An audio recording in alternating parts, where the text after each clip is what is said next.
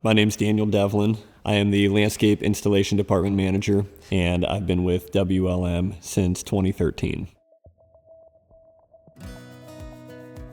So a typical day with my position, what I do starts out very, very early. I like to reach the office prior to 5 a.m. and get a few hours of just quiet time where I can really focus on big picture items that need to be addressed. Shortly after that in the morning, I enjoy making site visits with my crews that are on job sites just to make sure that everybody has all of the information that they need and touch base with any customers that I need to. A lot of what we do, it's easy for it to just kind of slip into the back of our minds because it's what we do every day. It's what we see every day. But for some of these families who have saved photos off of Pinterest and watched HGTV for years planning out the project that they're getting, to be able to be a part of the installation of a project like that is pretty rewarding.